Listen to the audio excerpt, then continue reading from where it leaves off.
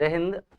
हमने कल आचार्य शुक्ल के साथ रीतिकाल का परिचय पढ़ लिया था और रीतिकाल के परिचय में हम जो मेन बातें आचार्य शुक्ल के बारे में पढ़े वो ये कि आचार्य शुक्ल ने रीतिकाल का प्रारंभ संवत 1700 से 1900 तक माना है। हमने कल क्या पढ़ा मैं वो बता रहा हूं, फिर हम चलेंगे अपने आगे। कल हमने रीतिकाल का परिचय पढ़ा था, रीतिकाल पढ़ा कल हमने, और रीतिकाल का कल हमने प्रकरण 1 पढ़ा था। प्रकरण 1 इसमें हमने रीतिकाल का जो समय माना था वो माना था 1700 से 1900 विक्रम संवत, है ना, सन नहीं विक्रम संवत, मतलब ईसवी नहीं विक्रम संवत। ये आचार्य शुक्ल के अनुसार हमने जाना था कि आचार्य शुक्ल ऐसा कह रहे हैं। और उन्होंने कल क्या कहा था, तो उन्होंने ये कहा था कि रीतिकाल में भाषा को लेकर भी बहुत सारा काम हो जाना चाहिए था, अर्थात व्याकरण की व्यवस्था हो जानी चाहिए थी, लेकिन रीतिकाल में व्याकरण की व्यवस्था नहीं की गई, जिसका परिणाम यह हुआ कि बहुत से कवियों ने शब्दों को तोड़ मरोड़ कर फारसी शब्दों का प्रयोग करके भाषा का प्रयोग किया। और उन्होंने उदाहरण के रूप में भूषण की कविता का एक उदाहरण दिया था। साथ में उन्होंने ये बताया कि रीतिकाल का जो प्रथम कवि है वो चिंतामणि को मानना चाहिए, ना कि केशवदास को। क्यों? क्योंकि रीतिकाल की जो समय परंपरा है वो चिंतामणि से प्रारंभ होती है, केशव के 50 वर्ष बाद। इस चीज पर हम बहुत अच्छे से चर्चा कर चुके थे। कृपाराम का रस तरंगिणी देख लिया था हमने, मोहनलाल मिश्र का हमने श्रृंगार सागर देख लिया था, और कर्णेश कवि का कर्णाभरण ग्रंथ के बारे में भी जान लिया था। केशवदास उन्होंने कहां दिया है? भक्ति काल में दिया है, प्रकरण नंबर 6 में, फुटकल कवियों में। तो आपको सबसे पहले तो यह जानना है कि केशवदास का उल्लेख आचार्य शुक्ल ने कहां किया, तो भक्ति काल के फुटकल कवियों में, अर्थात प्रकरण 6 में किया। अब चलते हैं हम रीतिकाल का प्रकरण नंबर 2, आचार्य शुक्ल का प्रकरण नंबर 2। इसमें रीति ग्रंथकार कवि इन्होंने रखे हैं। अब आपको इनका क्रम भी याद रखना पड़ेगा, क्योंकि पेपर में पिछली बार एमपीएपी में क्वेश्चन आया था। एमपीएपी 2024 में प्रश्न आया, क्या आया कि डॉक्टर बच्चन सिंह के अनुसार, डॉक्टर बच्चन सिंह ने रीतिकाल में सर्वप्रथम किस कवि का उल्लेख किया है, या क्रम में कौन सा कवि रखा है। ये पिछली बार पेपर में था। अब अगर आपसे इस बार पूछ लें कि आचार्य शुक्ल ने रीतिकाल में पहला कवि कौन रखा, मतलब सबसे पहले किस कवि का उल्लेख किया, तो दोनों ने चिंतामणि का किया। इसका भी आंसर चिंतामणि। इस बार जो नेट का पेपर हुआ अभी 2025 दिसंबर के नाम से, इसमें पूछ लिया कि डॉक्टर नगेंद्र ने सबसे पहले किस कवि का उल्लेख किया रीतिकाल के, या क्रम पूछा है, रीतिकाल के कवियों का क्रम पूछा है कि उन्होंने अपनी पुस्तक में सबसे पहले कौन सा लिया, फिर कौन सा लिया, फिर कौन सा लिया। तो इसलिए आपको इनके कवि भी आपको क्रम से याद रखने हैं। तो चलते हैं, पहला कवि कौन सा है, तो चिंतामणि है। कौन है भाई? चिंतामणि त्रिपाठी।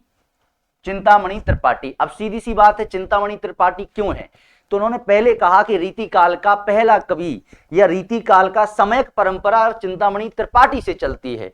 तो सोचने वाली बात है कि चिंतामणि त्रिपाठी ही इनके क्रम में पहले कवि रखे जाएंगे, है ना। तो ये पहले कवि हैं। यही कवि सबसे पहले किसने रखे हैं रीतिकाल में? बच्चन सिंह ने रखे हैं। ये भी आप याद रखिएगा।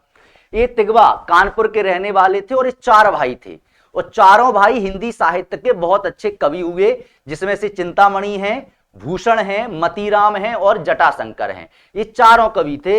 हालांकि जटाशंकर इतने महत्वपूर्ण नहीं है, लेकिन चिंतामणि, कवि भूषण और कवि मतीराम, ये तीनों रीतिकालीन कवि हैं। कौन से हैं? रीतिकालीन कवि हैं तीनों, क्योंकि भाई थे तो एक ही काल में होंगे, सीधी सी बात है। तो ये 3 महत्वपूर्ण कवि आपको यहीं पढ़ने को मिल जाएंगे। जटाशंकर इतने महत्वपूर्ण नहीं है।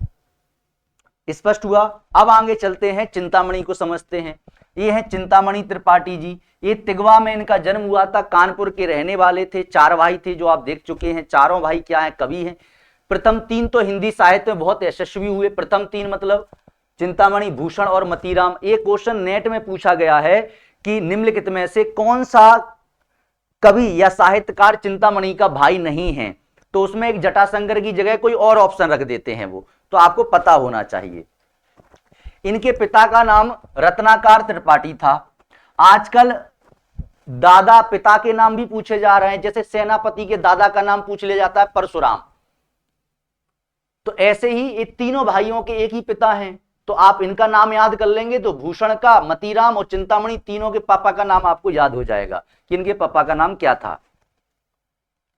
भूषण ना तो चिंतामणि और मतीराम के भाई हैं, ना शिवाजी, अच्छा शिवाजी के दरबार में रहते थे, पर इनकी इतनी प्रसिद्ध बान है कि जब तक पर्याप्त विरुद्ध प्रमाण ना मिले तब तक अस्वीकार नहीं किया जा सकता।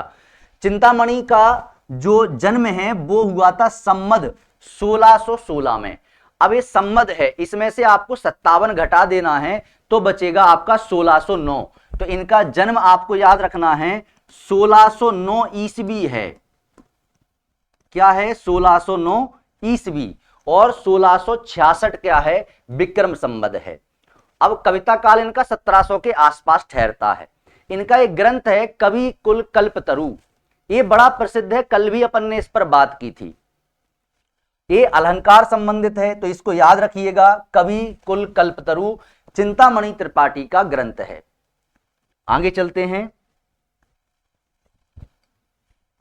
चिंतामणि ने काव्य के सभी अंगों पर ग्रंथ लिखे हैं। कल भी मैंने बताया था, जिन्होंने सभी अंगों पर ग्रंथ लिखे उन्हें सर्वांग निरूपक आचार्य कहा जाता है। क्या कहा जाता है? सर्वांग निरूपक आचार्य। तो केशव भी सर्वांग निरूपक थे और चिंतामणि भी सर्वांग निरूपक हैं। एक क्वेश्चन आता है, निम्नलिखित में से कौन सा कवि सर्वांग निरूपक है और सर्वांग निरूपक नहीं है? अब आपको देखना है कि इनके ग्रंथ कौन कौन से हैं। ये नागपुर के सूरवंशी भोसला मकरंद शाह के यहां रहे और उन्हीं के नाम पर छंद विचार नामक पिंगल का बहुत भारी ग्रंथ बनाया। तो ये नागपुर के सूरवंशी राजा भोसले मकरंद शाह के आश्रय में रहते थे। और ये क्वेश्चन भी बहुत आता है कि ये किसके आश्रय में रहते थे? तो ये नागपुर के जो सूरवंशी राजा थे मकरंद शाह, उनके आश्रय में रहते थे और उन्हीं के नाम पर छंद विचार किससे संबंधित है? छंद शास्त्र से। और छंद शास्त्र का दूसरा नाम क्या होता है? पिंगल शास्त्र। क्यों होता है पिंगल शास्त्र? क्योंकि इसका जो सबसे पहले व्यवस्थित वर्णन है वो पिंगल ऋषि ने किया था छंद सूत्रम में, तो इसलिए इसको पिंगल भी कहते हैं छंद को। तो छंद शास्त्र का एक इन्होंने ग्रंथ लिखा जिसका नाम था छंद विचार।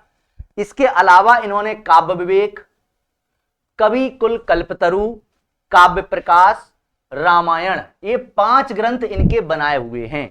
अब इनके और भी नई खोजों में ग्रंथ मिल चुके हैं हमको, लेकिन बात यह है कि आचार्य शुक्ल इनके कितने ग्रंथ मानते हैं? तो आचार्य शुक्ल इनके 5 ग्रंथ मानते हैं। कौन कौन से?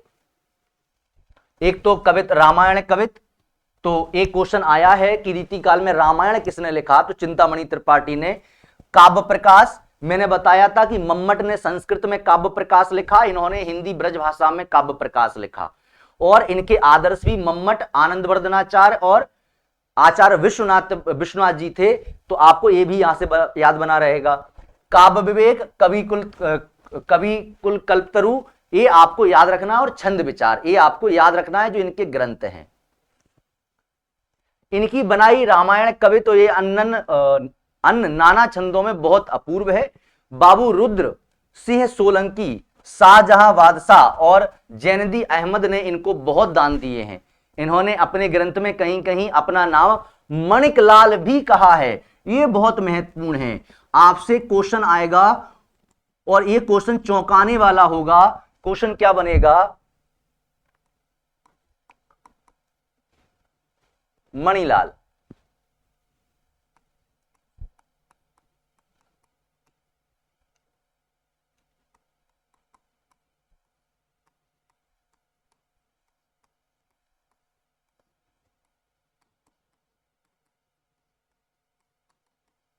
प्रश्न ऐसा बनेगा,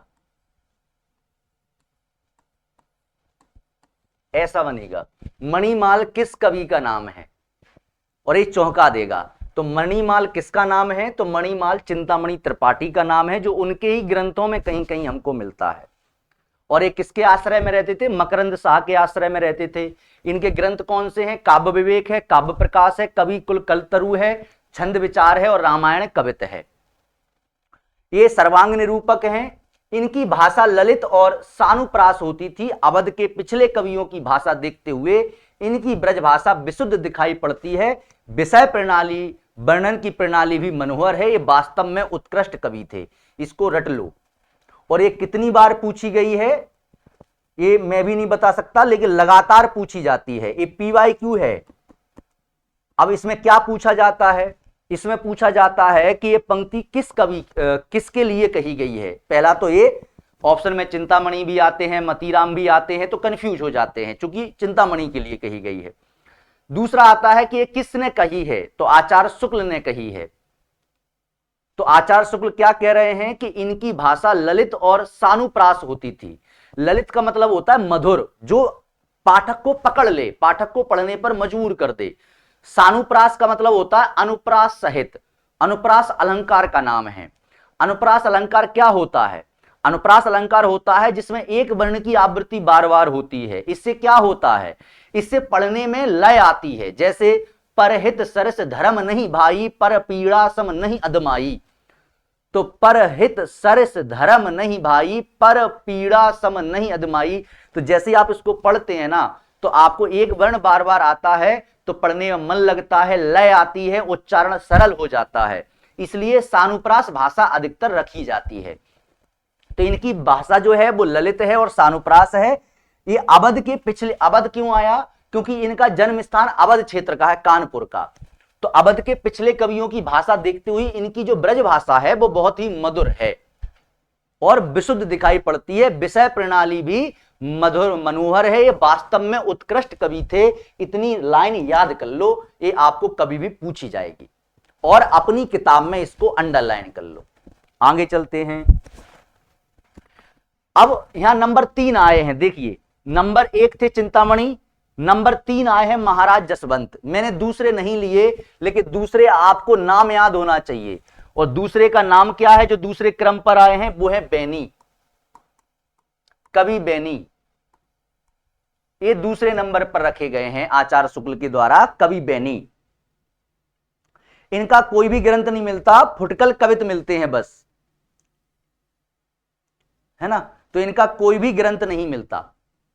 तो दूसरे क्रम पर बैनी है। तो अब हमें क्या करना है? क्रम लिखते चलना है। क्रम क्या है? पहले पे है चिंतामणि त्रिपाठी, चिंतामणि। दूसरे क्रम पर है बैनी और तीसरे नंबर पर हैं महाराज जसवंत सिंह, महाराज जसवंत सिंह। ये तीसरे नंबर पर हैं। ठीक है, अब आगे जो आएंगे उनका नंबर अपन चढ़ाते जाएंगे। महाराज जसवंत सिंह कौन है भाई? ये राजा हैं। कहां के? मारवाड़ के राजा थे। ये मारवाड़ के प्रसिद्ध महाराजा थे और अपने समय के सबसे प्रतापी हिंदू नरेश थे। इनका भय औरंगजेब को बराबर बना रहता था। इनका जन्म जो है वो 1683 माना गया है विक्रम संवत। 1683 विक्रम संवत को अगर हम ईस्वी में कन्वर्ट कर दें तो 57 घटाने हैं, तो 3 20 वो 20 23 26, 1626 ईस्वी, 1626 ईस्वी। ठीक है, ये हिंदी साहित्य के प्रधान आचार्य माने जाते हैं। इस लाइन को याद कर लीजिए। कल हम लोगों ने एक बात पढ़ी थी, आचार्य शुक्ल बार बार कह रहे थे कि रीति काल के जितने भी कवि हैं वो कवि हैं, आचार्य नहीं हैं, और उन्हें कवि की हैसियत से ही जानना चाहिए, आचार्य तो उनमें नहीं था। लेकिन आचार्य शुक्ल दास जी को और जसवंत सिंह महाराज को आचार्य कहते हैं, और वो क्या कहते हैं कि हिंदी साहित्य के प्रधान आचार्य माने जाते हैं। इसलिए याद रखिएगा, ये आचार्य के लिए इन्हीं को चुना है आचार्य शुक्ल ने। इनका भाषा भूषण, अब ये भाषा भूषण जब भी ग्रंथ आता है तो हमें लगता है कि ये भूषण कवि ने लिखा होगा, जो भूषण कवि है ना उनने लिखा होगा, भूषण जुड़ा हुआ है, लेकिन ऐसा नहीं है। भाषा भूषण किसका है? महाराज जसवंत सिंह का बहुत प्रसिद्ध ग्रंथ है। ये जो नए नए अलंकार सीखने वाले काव्य शास्त्री हैं उनके कंठहार रहा है ना। और ये किस पर लिखा गया है? अलंकार पर। इन्होंने सर्वांग निरूपक नहीं है, ये अलंकार निरूपक कवि हैं, आचार्य हैं। ग्रंथ अलंकारों पर एक बहुत ही प्रचलित पाठ्य ग्रंथ रहा है। इस ग्रंथ को इन्होंने वास्तव में आचार्य के रूप में लिखा है, कवि के रूप में नहीं। और इस लाइन को यहां से यहां तक अंडरलाइन कर लो। क्या कह रहे हैं? इस ग्रंथ को इन्होंने वास्तव में आचार्य के रूप में लिखा, कवि के रूप में नहीं। जबकि आचार्य शुक्ल ही आगे ये बात कह चुके थे हमसे कि रीति काल के जितने भी कवि हैं, जितने भी साहित्यकार हैं या कवि हैं, उनको कवि ही मानना चाहिए, आचार्य नहीं मानना चाहिए, यही कहा था। लेकिन यहां क्या कह रहे हैं कि ये आचार्य की हैसियत से हिंदी साहित्य में आए हैं और इन्होंने भाषा भूषण भी आचार्य के रूप में लिखा, कवि के रूप में नहीं।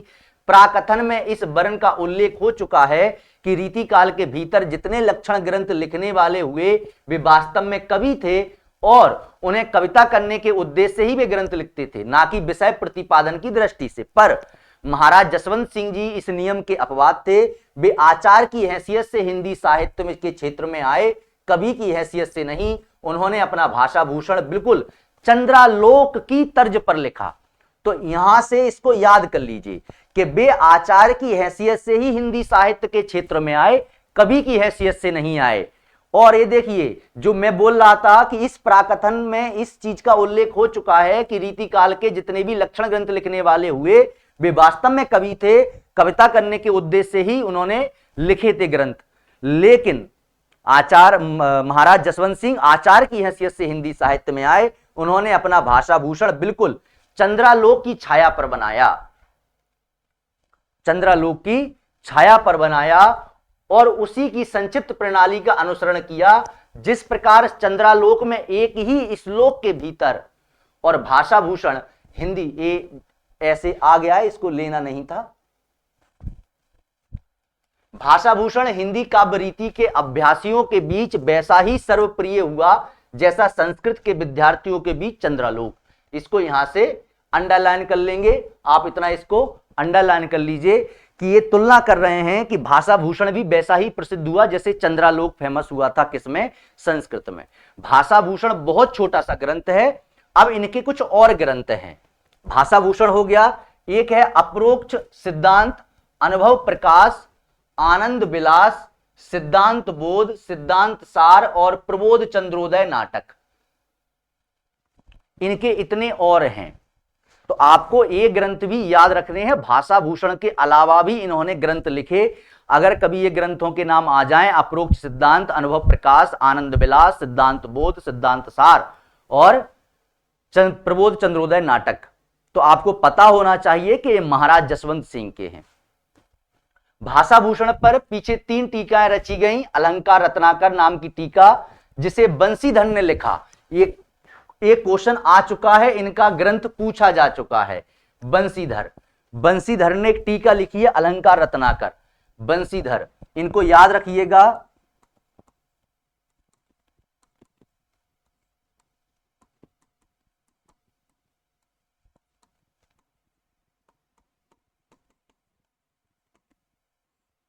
अलंकार रत्नाकर किसने लिखा? बंसीधर ने लिखा। ये क्या है अलंकार रत्नाकर? तो याद रखिएगा, ये भाषा भूषण की टीका है। और दूसरी टीका किसने लिखी? प्रताप सिंह ने। और तीसरी लिखी गुलाब कवि की भूषण चंद्र का। तो दूसरी टीका प्रताप सिंह की है, प्रताप सिंह इन्हीं के वंश में हुए थे, है ना। और तीसरी टीका है गुलाब कवि की भूषण चंद्र का। तो ये भूषण चंद्र का भी याद रखिए, दूसरे कवि की नाम नहीं मिला है इनको, तो इन्होंने केवल नाम दे दिया कवि का। तो ये भी आपको याद रखना है। ये 3 टीकाएं लिखी गई थी। अब चौथे क्रम पर कौन आ रहा है? बिहारी लाल। मतलब चौथे नंबर पर इन्होंने किसको रखा है? बिहारी कवि को रखा है, चौथे नंबर पर आए हैं। तो हमारा क्रम कहां आ गया? क्रम ये आ गया, चौथे पर कौन आ गए हैं? बिहारी आ गए हैं, कवि बिहारी। किसने नंबर पर? चौथे नंबर पर। तो क्रम क्या है? ये क्रम है। आपसे ऐसे ही पूछा जाएगा, इसलिए इसको याद रखिएगा। चलिए, ये है बिहारी लाल। ये माथुर चौबे कहे जाते हैं, पंडित थे, मतलब माथुर चौबे कहे जाते हैं। और इनका जन्म ग्वालियर के पास बसवा गोविंदपुर गांव में हुआ था संवत 1660 में। अब संवत 1660 का मतलब क्या है भाई? ये दे रहे हैं कि संवत 1660 हुआ था, मतलब 1603 ईस्वी के लगभग इनका जन्म माना जाएगा। इनके अनुसार यही माना जाएगा। लेकिन आपको बताते हैं कि इनका जन्म 1595 ईस्वी माना जाता है, तो आप उसको ही याद रखिएगा। इनका जन्म क्या माना जाता है? जन्म माना जाता है 1595 ईस्वी, 1595 ईस्वी माना जाता है, और इसको ही आपको याद रखना है। इनका विक्रम संवत याद नहीं रखना है, क्योंकि इनके विक्रम संवत से निकालोगे तो 1603 ईस्वी के लगभग निकलेगा, और मान्यता क्या है कि 1595 ईस्वी में इनका जन्म हुआ था। तो बिहारी का जन्म आपको 1595 ईस्वी मानना है। श्रृंगार रस के ग्रंथों में जितनी ख्याति और जितना मान बिहारी सतसई, अब ये किसकी रचना है? कवि बिहारी की रचना है, कवि बिहारी की रचना है बिहारी सतसई। इसके बारे में थोड़ा सा जान लेते हैं। बिहारी सतसई, इसमें 713 दोहे हैं, इसमें से 600 दोहे रस श्रृंगार रस के हैं,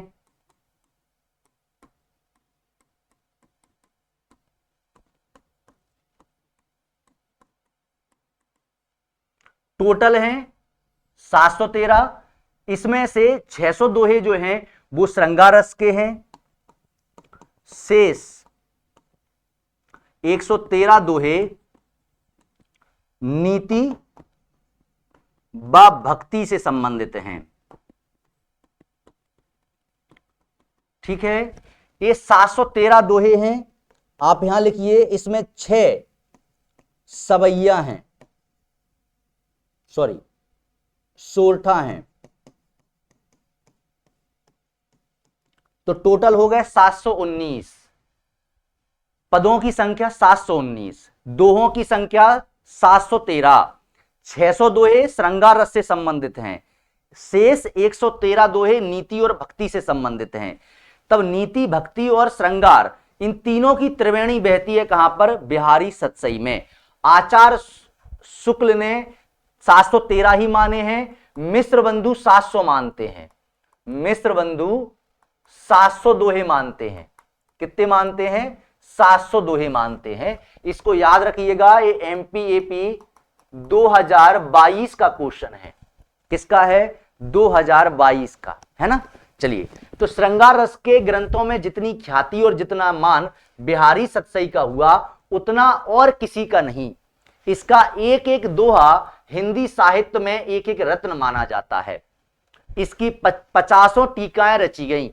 इन टीकाओं में 4 से 5 टीकाएं तो बहुत प्रसिद्ध हैं, जैसे कृष्ण कवि की टीका, कृष्ण कवि की टीका जो कवित्वों में है, हरिप्रकाश टीका, लल्लू लाल जी की, लालचंद्र का, सरदार कवि की टीका और सूरती मिश्र की टीका।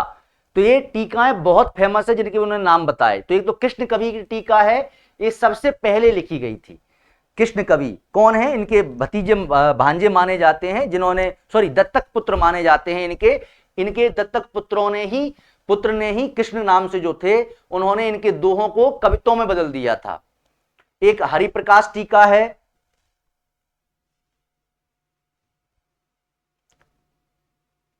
एक लल्लू लाल जी ने लिखी है लालचंद्र का, सरदार कवि की टीका है और सूरती मिश्र की टीका है ना। तो ये बहुत फेमस हुई। इसके बाद पंडित अंबिका दत्त व्यास ने बिहारी बिहार में बिहारी के दोहों का पल्लवन करके रोला छंद बनाया था। और ये पूछी जाती है कि बिहारी सतसई की टीका रोला छंद में किसने लिखी? तो अंबिका दत्त व्यास ने लिखी। इनको याद करिएगा, या सीधा आता है कि बिहारी बिहार नाम से बिहारी सतसई की टीका किसने लिखी? तो अंबिका दत्त ने लिखी। बिहारी का सबसे उत्तम और प्रमाणिक संस्करण बड़ी मार्मिक टीका के साथ थोड़े दिनों हुए प्रसिद्ध साहित्य मर्मज्ञ और ब्रज भाषा के आधुनिक कवि बाबू जगन्नाथ दास रत्नाकर के द्वारा निकला। जितने श्रम और जितनी सावधानी से यह संपादित हुआ, आज तक हिंदी का और कोई ग्रंथ नहीं निकला। तो अब ये क्या कह रहे हैं कि बिहारी सतसई की जो सबसे प्रमाणिक टीका है, बिहारी सतसई की सबसे प्रमाणिक टीका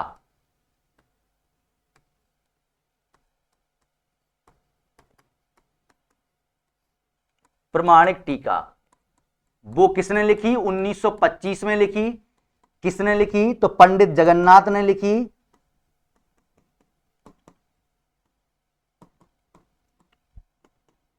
ठीक है। और जितनी सावधानी से प्रकाश संपादित हुई उतनी सावधानी से हिंदी की कोई भी ग्रंथ सावधानी से नहीं निकला जितना कि जगन्नाथ दास की टीका निकली।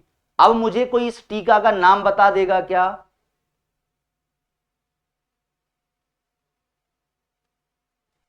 मुझे कोई इस टीका का नाम बता देगा क्या? चलिए बताइए, तब तक अपन आगे चलते हैं। तो इसको यहां से लेकर यहां तक इसको रट लेना। ये कई बार क्वेश्चनों में आया है कि जितने श्रम और जितनी सावधानी से यह संपादित हुआ, आज तक हिंदी का और कोई ग्रंथ नहीं हुआ। ये किसके बारे में कहा गया, किसने कहा, ये दोनों बातें आ जाती हैं। बिहारी ने सतसई के अतिरिक्त और कोई भी ग्रंथ नहीं लिखा, यही एक ग्रंथ इनकी कीर्ति का आधार है। बिहारी रत्नाकर। मनीषा जी का जवाब आया है, वेरी गुड।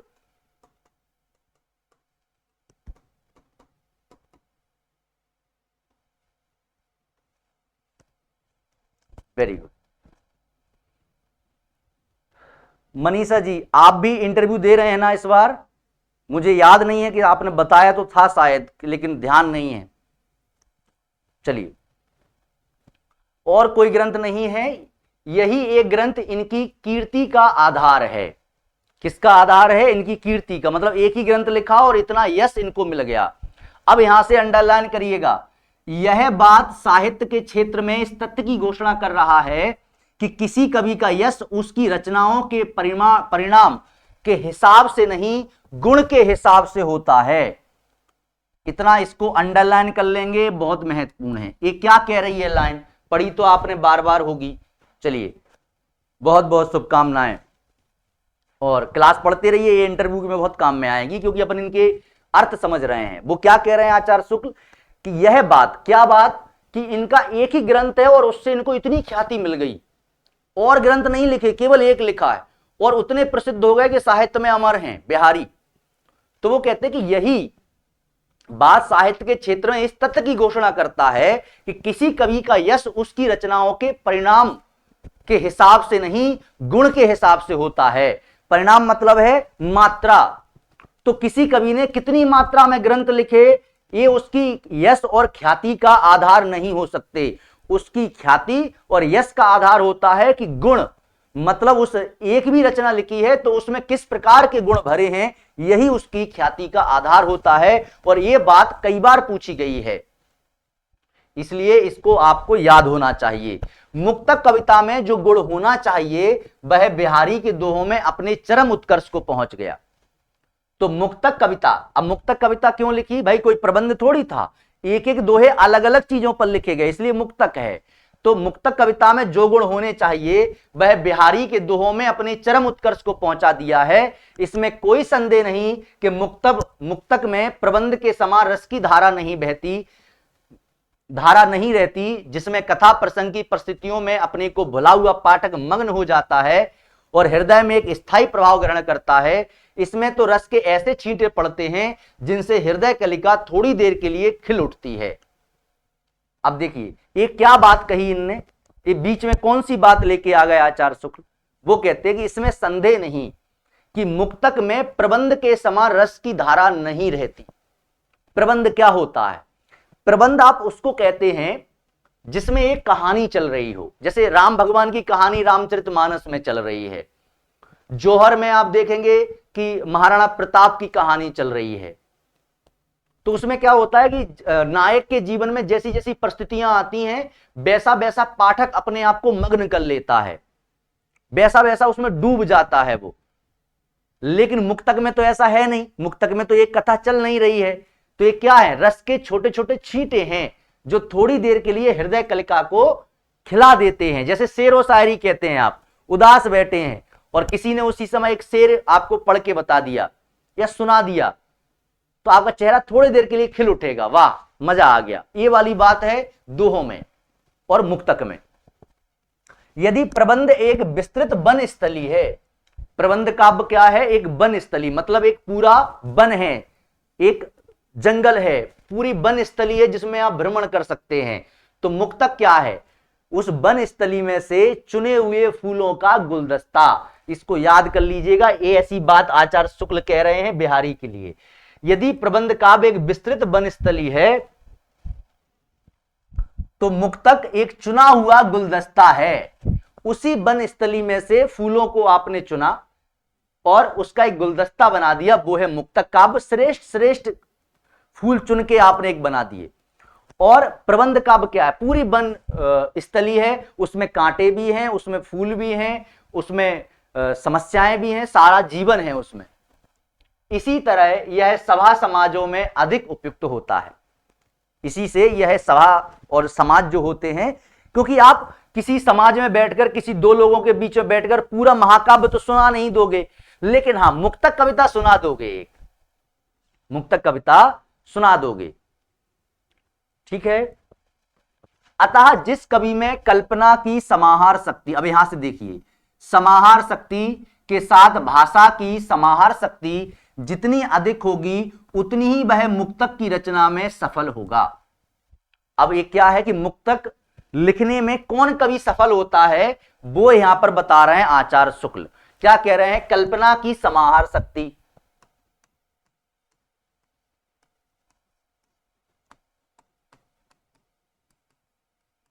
ये तो चाहिए ही चाहिए, इसके साथ क्या चाहिए? भाषा की समाहार शक्ति। इसका अर्थ क्या है? ये आपको, मुझे पता है पॉइंट रटा हुआ है बिहारी के लिए, लेकिन इसका अर्थ है कल्पना क्या है? कवि का एक प्रधान गुण है जो सामान्य व्यक्ति नहीं सोच सकता, वो कवि सोच लेता है। तो कल्पना में ऐसी चीजों का निर्माण कर देना जो यथार्थ में था ही नहीं। जैसे पत्रा ही तिथि पाइयो बा घर के चहु पास, पत्रा ही तिथि पाइयो बा घर के चहु पास, नित प्रति पूनो रहे आनन ओप उजास।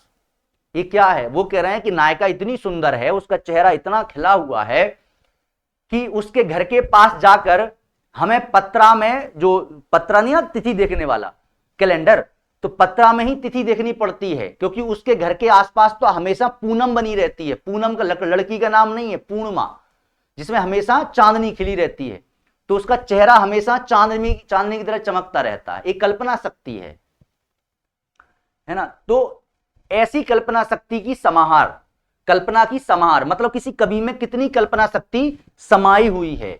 और उसके साथ अब मान के चलो आप में कल्पना शक्ति बहुत है, आप सोच लेते हो पढ़े पढ़े कि भाई चांद में से चांदनी उतर रही है एक सुंदर परी सी, लेकिन आपके पास भाषा नहीं है उसको व्यक्त करने के लिए, तो फिर मुक्तक कैसे लिखोगे?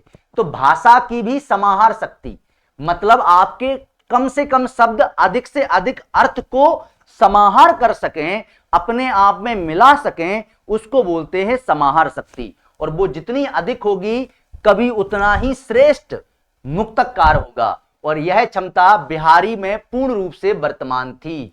अंडरलाइन करेंगे इसको। इसी से वे दोहे ऐसे छोटे छंद में इतना रस भर सके। इनके दोहे क्या हैं? रस के छोटे छोटे छींटे हैं। इसको भी रट लो, अंडरलाइन कर लो, पता नहीं कब पूछ लें। इसी से किसी ने कहा है कि बिहारी की रस व्यंजना का पूर्ण वैभव उनके अनुभवों के विधानों में दिखाई पड़ता है। अधिक स्थलों पर तो उनकी योजना की निपुणता और उक्ति कौशल के दर्शन होते हैं, पर इस विधान से इनकी कल्पना की मधुरता झलकती है। अनुभवों और हावों की ऐसी सुंदर योजना कोई श्रृंगारी कवि नहीं कर सका। कितनी प्रशंसा कर दी उन्होंने, कह दिया कि बिहारी की रस व्यंजना का पूर्ण वैभव उनके अनुभवों के विधानों में दिखाई पड़ता है। अब इस चीज को समझ लेते हैं यहां से, है ना, इस पूरे को आपको याद रखना है। अपन यहां समझ लेते हैं कि अनुभव और हाव विधान क्या है। अनुभव विधान, देखो अनुभव विधान क्या है।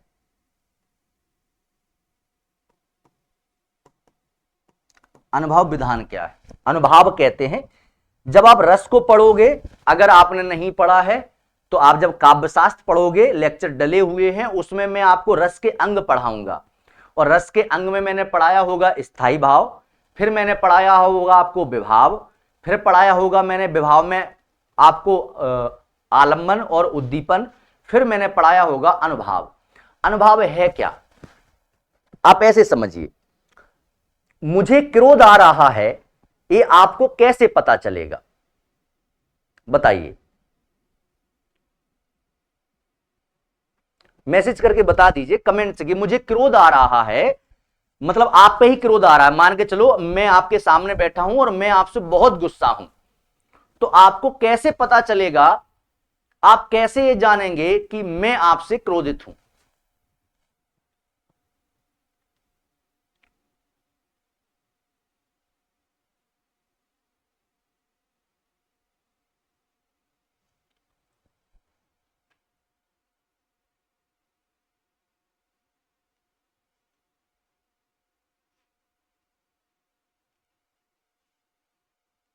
शारीरिक हाव भाव से, बिल्कुल। अगर मैं आपसे क्रोधित हूं तो सीधी सी बात है, सबसे पहले मेरी भाषा कठोर हो जाएगी, आंखें लाल हो जाएंगी, भौहें चढ़ जाएंगी, है ना, और शायद है कि शारीरिक हिंसा, मतलब मेरे हाव भाव भी आपको नजर आने लगे। इसी से आप समझोगे ना कि मैं गुस्सा हूं आपसे। बिल्कुल आकाश जी, भारती जी और मनीषा जी, बिल्कुल सही है, शारीरिक क्रिया द्वारा। और जब ये शारीरिक क्रिया होती है तो रस सिद्धांत में इसको क्या कहा जाता है? रस सिद्धांत में इसको क्या कहा जाता है? रस सिद्धांत में इसी शारीरिक क्रिया को कहा जाता है अनुभाव। क्या कहा जाता है? अनुभाव। तो अब आप देखेंगे कि बिहारी ने यहां पर अनुभाव विधान रखे हैं, मतलब यहां की जो नायक नायिका हैं उनको ऑलरेडी एक दूसरे से प्रेम है। यहां पर उन्होंने ये नहीं बताया कि नायक ने पहली बार नायिका को देखा, आंखें मिली, वो उस पर दीवाना हो गया, अब वो उसके पीछे पीछे घूम रहा, ना, ये कुछ नहीं बताया। उन्होंने पहले से तय कर दिया कि नायक और नायिका में प्रेम संबंध बहुत दृढ़ है। मतलब आलम्बन और उद्दीपन दोनों ही नहीं आ पाए। क्यों? क्योंकि अगर प्रेम करते बताते, मतलब प्रेम हो रहा है, एक दूसरे को देख रहे हैं, आकर्षित हो रहे हैं, तो आलम्बन आता और उद्दीपन आता। चूंकि इन्होंने कहा नहीं, प्रेम तो है, ऑलरेडी प्रेम है, अब वो प्रेम में जो कीड़ाएं हो रही हैं, जो केलियां हो रही हैं, उनमें जो हाव भाव हैं वो अनुभाव हैं, और इन्होंने यहीं से अपने दोहों की प्रारंभ किया है। तो इनकी कल्पना की मधुरता झलकती है, उक्ति कौशल के दर्शन होते हैं, इस विधान से इनकी कल्पना की मधुरता झलकती है। अनुभावों और हावों की ऐसी सुंदर योजना और कोई श्रृंगारी कवि नहीं कर सका।